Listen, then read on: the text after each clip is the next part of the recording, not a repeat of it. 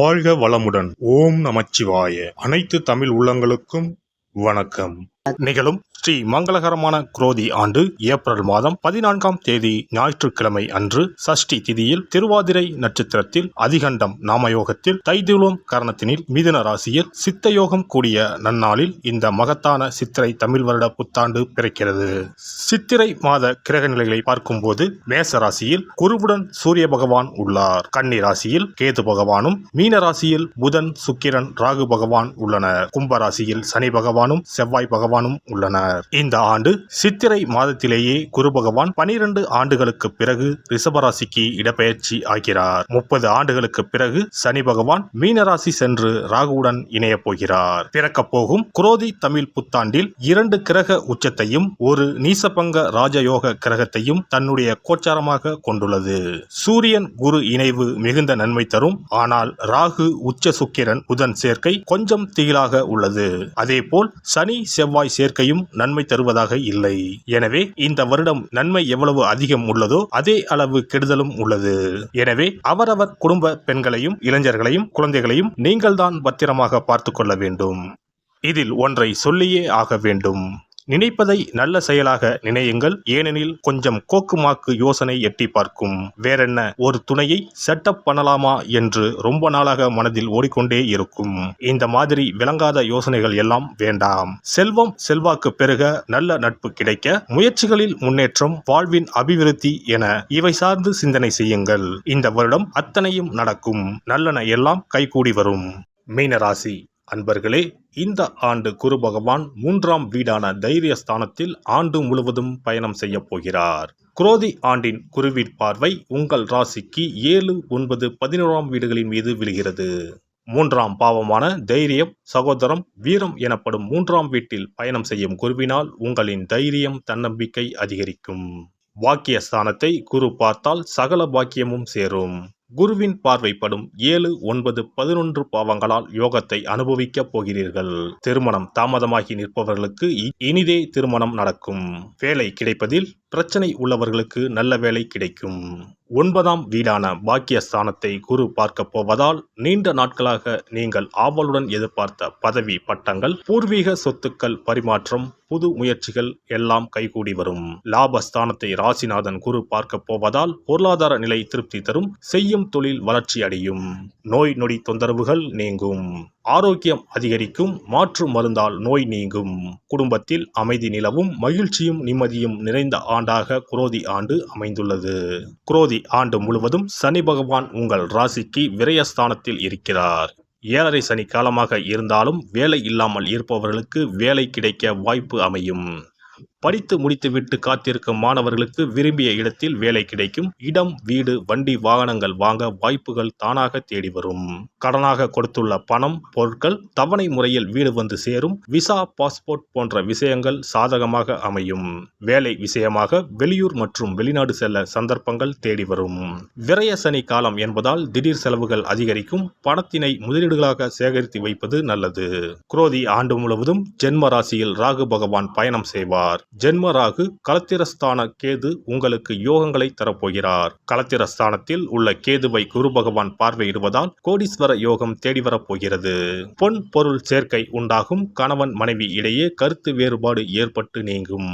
பண விஷயத்தில் யாருக்கும் ஜாமீன் கையெழுத்து போட வேண்டாம். உடல் ஆரோக்கியத்தில் சிறு சிறு தொந்தரவுகள் ஏற்பட்டு சீராகும். 7ஆம் இடத்தில் அமர்ந்துள்ள கேதுவினால் சத்ரு நாசம் ஏற்படும். எதிரிகள் காணாமல் போவார்கள். புதிய நபர்களை நம்பி எந்த விஷயத்திலும் இறங்க வேண்டாம். பெண்கள் சம்பந்தப்பட்ட விவகாரங்களில் கூடுதல் எச்சரிக்கையுடன் இருப்பது நல்லது.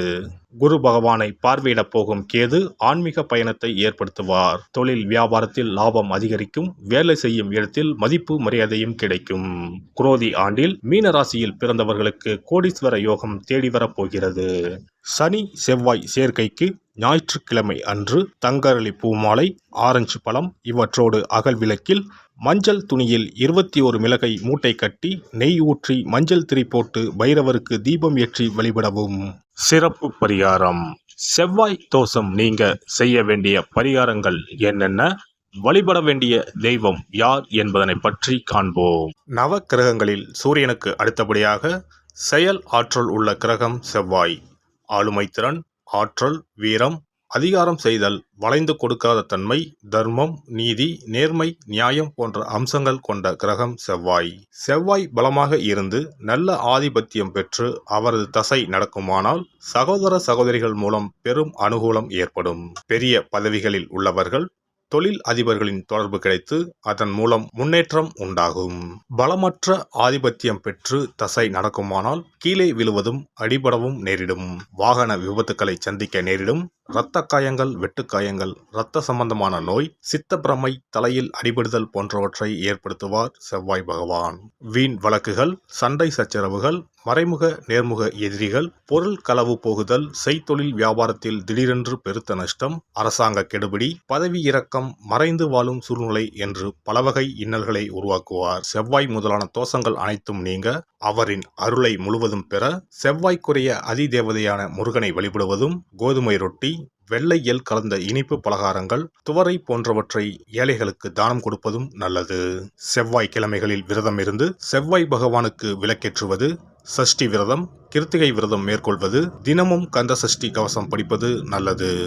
மேலும் செவ்வாய்க்குரிய கல்லான பவளக்கல்லை மோதிரத்தில் பதித்து அணிவது, சிவப்பு நிற ஆடையை அணிந்து கொள்வது, செப்பு பாத்திரங்களை உபயோகிப்பது போன்றவற்றால் செவ்வாயால் உண்டாகக்கூடிய தோஷங்கள் குறையும். செவ்வாய் பகவானுக்கு செய்யும் பரிகாரங்கள் அனைத்தும் முருகனுக்கு உகந்தது என்பதால் முருகனின் திருவருளும் கிட்டும். திருமண வாழ்க்கையில் செவ்வாய் பகவானுக்கு முக்கிய பங்கு உண்டு. திருமணத்துக்கு வரன் பார்க்கும்போது பிள்ளைக்கோ அல்லது பெண்ணுக்கோ செவ்வாய் தோஷம் இருக்கிறதா என்றுதான் முதலில் கேட்பார்கள். அந்த அளவுக்கு செவ்வாய் தோஷம் மிகவும் முக்கியமானதாக பார்க்கப்படுகிறது. ஒருவரின் ஜனன ஜாதகத்தில் லக்னம், சந்திரன், சுக்கிரன் ஆகியோருக்கும் செவ்வாய் இருக்கும் இடத்துக்கும் உள்ள தொடர்பை கொண்டுதான் செவ்வாய் தோஷம் ஒருவரின் ஜாதகத்தில் எந்த அளவுக்கு வலிமையாக இருக்கிறது என்பதை கணிக்க முடியும். செவ்வாய் தோஷம் இருக்கிறது என்றால் நம்பிக்கையோடு மிக எளிய பரிகாரங்களை செய்வதன் மூலம் தோஷ நிவர்த்தி பெறலாம். செவ்வாய் தோஷம் என்பது திருமண தடையை ஏற்படுத்துவது மட்டுமல்லாமல் மேலும் பல இடையூறுகளையும் ஏற்படுத்தும். எனவே செவ்வாய் பகவானை செவ்வாய் தோறும் செவ்வாய் ஹோரையில் வழிபடுவதும், செவ்வாய்க்குரிய கடவுளான முருகப்பெருமானை 9 நெய் தீபம் ஏற்றி வழிபடுவதும் செவ்வாய் தோஷத்தினால் ஏற்படக்கூடிய அசுப பலன்களின் தாக்கத்தை பெரிதும் குறைக்கும் என்பது ஐதீகம். செவ்வாய் தோஷம் ஒருவருக்கு இருந்து ஒருவருக்கு இல்லை என்றால் திருமணம் செய்யக்கூடாது என்பது சாஸ்திரம். இருவருக்கும் இந்த தோஷம் இருந்தால் திருமணம் செய்து வைக்கலாம் என்று சிலர் சொல்வார்கள். ஆனால் பொதுவாக தோஷம் ஒருவருக்கு இருந்தாலும் சரி அல்லது இருவருக்குமே இருந்தாலும் சரி, தக்க ஜோதிடர்களை ஆலோசித்து முறைப்படி பரிகாரங்கள் செய்வதுதான் சரி. செவ்வாய் தோஷத்தால் திருமண தடை உள்ளவர்கள் வைத்தீஸ்வரன் கோவிலுக்கு வந்து அரசமரத்தடி விநாயகர், ஆதி வைத்தியநாதரை வழிபட்டு ஆலமரத்தை சுற்றி வர வேண்டும். வைத்தியநாத சுவாமி, தையல்நாயகி அம்மன், செவ்வாய்க்கு அதிதேவதையான முருகப்பெருமானை வழிபட வேண்டும். சன்னதியில் உள்ள செவ்வாய் பகவானுக்கு சிகப்பு வஸ்திரம் சாத்தி அபிஷேகம் செய்து பரிகாரம் செய்ய தடைகள் நீங்கும். இந்த வீடியோ பதிவு உங்களுக்கு பிடித்திருந்தால் லைக் பண்ணுங்க, கமெண்ட் பண்ணுங்க, ஷேர் பண்ணுங்க, மறக்காம சப்ஸ்கிரைப் பண்ணுங்க, பக்கத்துல இருக்கிற பெல் பட்டனை கிளிக் பண்ணுங்க. நன்றி, வணக்கம். ஓம் நமச்சிவாய. சிவாய நம.